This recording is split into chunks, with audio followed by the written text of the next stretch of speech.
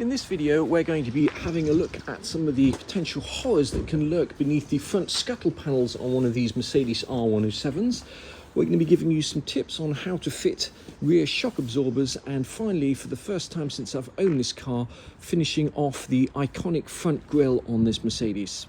Many people are aware of the Achilles heel of the Mercedes R107 being the fact that water drains through these sills, and those sills can eventually rot from inside out. But if there's another Achilles heel, it's the front bulkhead here, where you get rainwater washing off the windscreen, draining through this scuttle panel here and out a drain hole here. But if you get sand and grit in the panel underneath this scuttle panel here, those drain holes can get blocked, moisture can get trapped, you'll get this panel rusting out, and you'll start to get moisture and water dripping in through the front footwells. That will eventually rust out the lower panels. You'll also get water in your fuse box, and it's a very expensive problem to address. And it's an idea to check out what is beneath the scuttle panels before you get to that stage and address the problem if necessary. In order to remove this scuttle panel here, you're going to need to remove this front piece of windscreen trim here.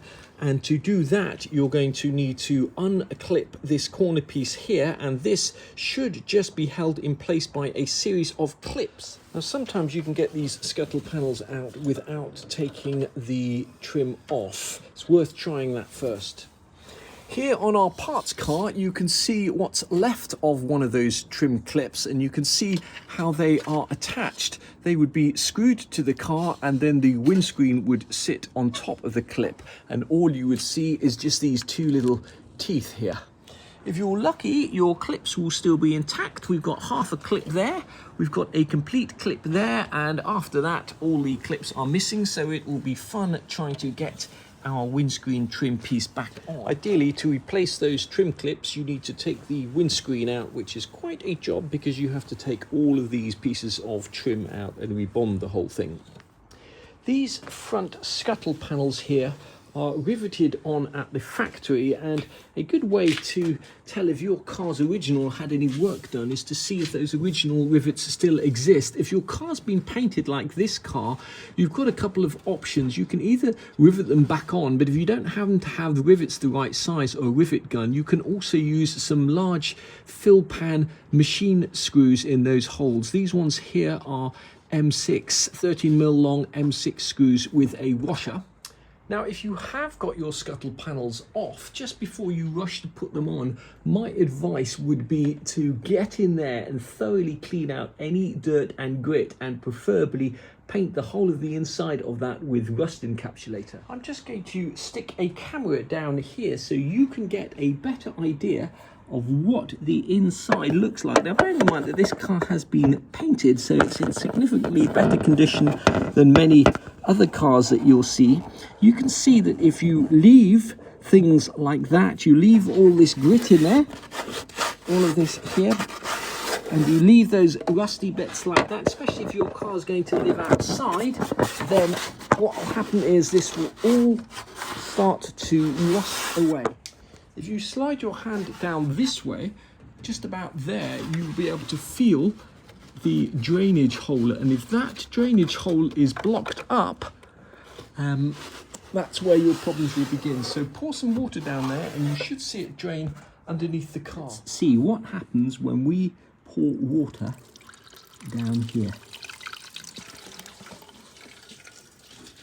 There we go. That's what you want to see. The water actually draining out the bottom of the car, which means that our drain holes in there are free, clear. If you do want to paint the inside of this scuttle panel, or indeed the inside of any panels such as your sills, etc., you can use this product here, the Eastwood internal frame coat, and that comes with a little tube here with a special spray nozzle on the end, and that spray nozzle has a series of small holes in it. And the idea is you thread that nozzle in and then slowly withdraw it, and it'll coat all the really difficult bits that you can't reach with a normal spray can. When you've finished, you just need to run some WD-40 plus gas or petrol or something solvent through here, just to make sure that those tiny little nozzles don't clog up. This metal mesh here should have a rubber section and edging trim both there and also on here to protect the paintwork both of the scuttle panel and the panel beneath.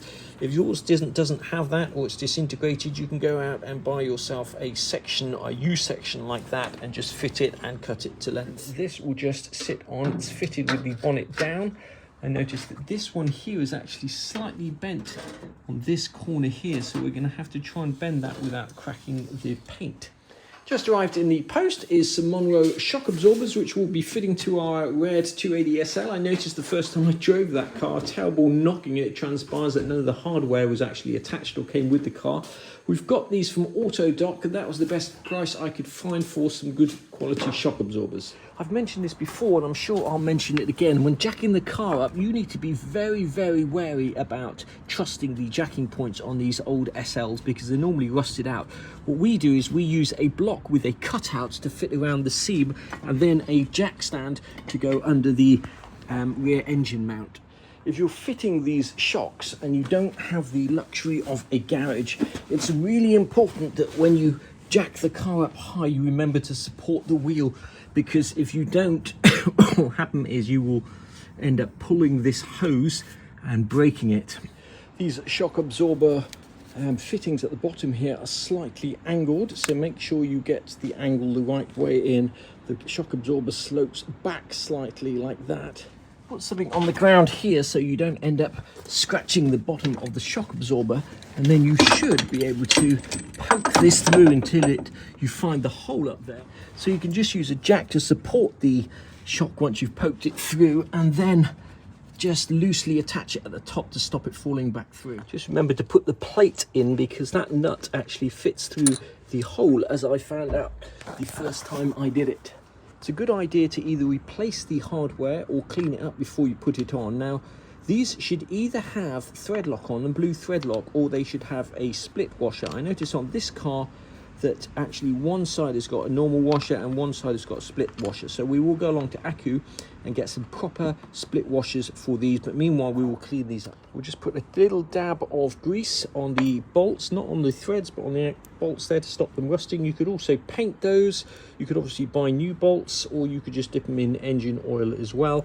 Just protect them for a little while. Now, if there are any shock absorber experts out there, you can maybe clarify something. This is the shock that came off the car, and I've always been taught to put these washers on the other way round so they can't gather moisture and water inside them, but this one came off that way round, so let me know in the comments which is the correct way. With the car back on the ground, we should be able to put the rubber donut on and then get that nut on. The easiest way to tighten these is to treat yourself and buy a ratchet spanner, because the angle is a bit difficult to get a socket in. Now, sometimes you have to hold this with a small set of mole grips here if it's turning, but on a new shock they don't tend to turn. To finish the job, you just need to slide this trim piece in and put the holding screws in. We're not going to do that just yet because that's almost certainly going to have to come off again at some stage.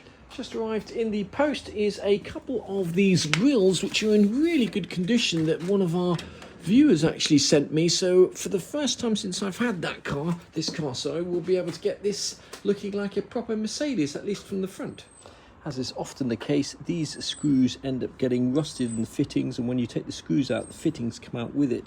So we've just got to tap in one of these little brass nails, and that should be as good as new. You can also put a little bit of glue in there as well, but these are actually serrated and they don't generally need it. The last thing we've got to do before we can put this cast star on is polish it up, get rid of all of that dirt, and that should be ready to go in the grille and back on the car. We finished polishing this up, and just before I insert it in the grille, there are a few differences between the stars on the earlier SLs and the later SLs. I've already mentioned that the stars on the earlier SLs are much, much heavier and made out of solid alloy.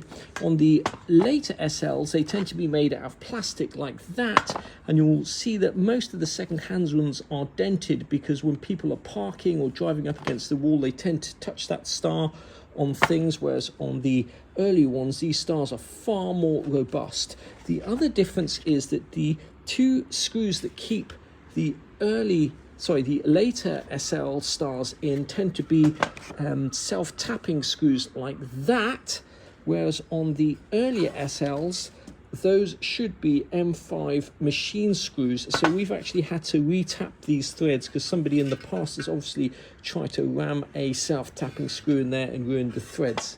Of course, just as I was about to put the grill on, I realised that this rusty old hook here needs restoring, so we'll just take this home, strip all the rust off and paint it with some gold Rust-Oleum paint. It's not a piece you'll ever see, but we'll just do the job properly. It's the next day. We sanded all the rust off this fitting here and dusted over this with some of the Rust-Oleum gold paint, and it gives a really nice finish. Obviously the ideal way to do this would be to zinc plate it with other parts. And the last thing I'd mention is that the fact that this star is so much heavier explains why the springs are stronger on this car than they would be on a normal car. Similarly, on the 500 SL, when they put a spoiler on the rear trunk or boot lid, they had stronger springs because that little bit of extra weight right at the end of the spring makes a big difference. We finished putting this front grille on, and I'm glad I painted that because it looks a million times better. The back of this grille's now protected with rust encapsulator. We've got the proper solid alloy star on there, and the back of all of these fittings here are now stainless steel and should be good for another few years.